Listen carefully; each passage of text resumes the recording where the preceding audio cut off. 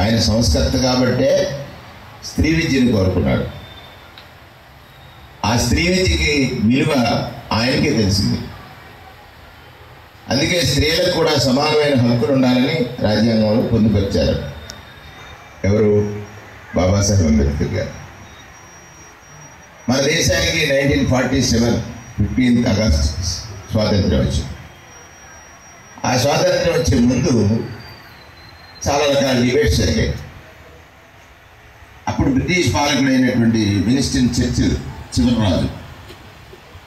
రాజుల కాలం కదా అది.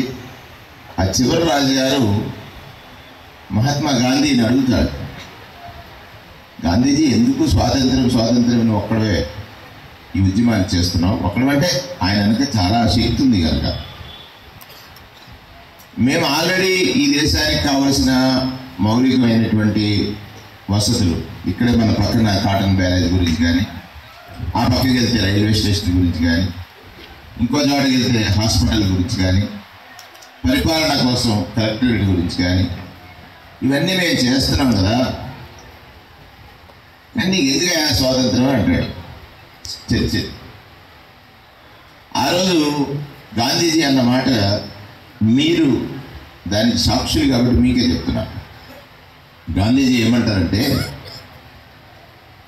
నా దేశంలో ఎక్కడో మారుమూల ప్రాంతంలో దిక్కుతోచని స్థితిలో నన్ను ఆదుకునేవాడు వస్తాడా అని ఆలోచించేటువంటి వారికి ఆదరణ కలిగించేటువంటి ఒక చట్టాల రూపకల్పన కోసం నాకు స్వాతంత్ర్యం కావాలని మహాత్మా గాంధీ అడిగాడంటారు.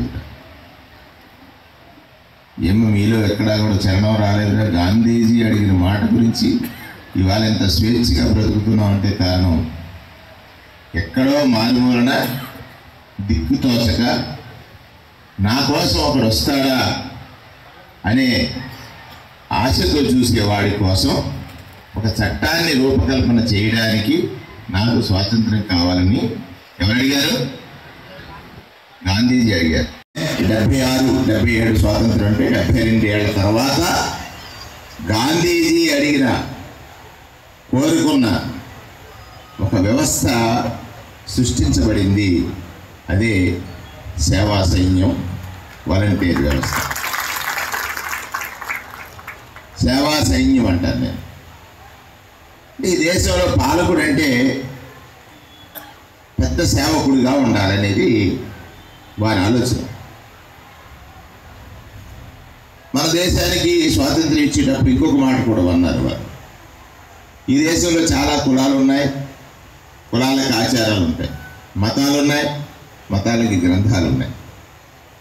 హిందువులకి భగవద్గీత ఉంది, క్రైస్తవులకి బైబిల్ ఉంది, ముస్లిమ్స్కి ఖురాన్ ఉంది, ఇంకా చాలా కాదు 90, 100 మతాలు ఉన్నాయి, 100 పైనే మతాలు.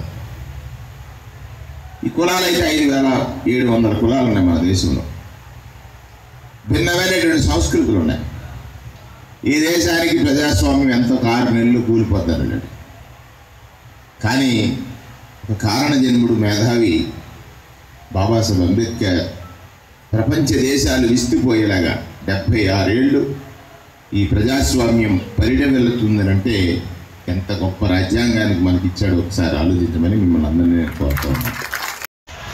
రాష్ట్రపతి వరకు ఈ దేశ సార్వభౌమాధికారాన్ని రక్షిస్తామని, సర్వసత్తాక రాజ్యాన్ని నిర్మాణం చేస్తామని రాజ్యాంగం మీద ప్రమాణం చేస్తాం. అంటే అన్ని మతాల సారాంశము ఆ రాజ్యాంగంలో ఉంది. అన్ని మతాల సారాంశము, అన్ని ఆచారాల సారాంశము ఆ రాజ్యాంగంలో ఉంది. According to constitution we are living. సరే, పాలకులు వచ్చారు, ప్రయత్నాలు మొదలుపెట్టారు. ఈ ప్రయత్నాల్లో చాలామంది స్వాతంత్రం వచ్చే నాటికి మన దేశ సంపద, ఆ సంపద సృష్టిలో ఆనకట్టలు కట్టుకోవడం రైతు రకరకాలుగా జరిగింది. కానీ పేదరికం తొలగిందా? లేదు.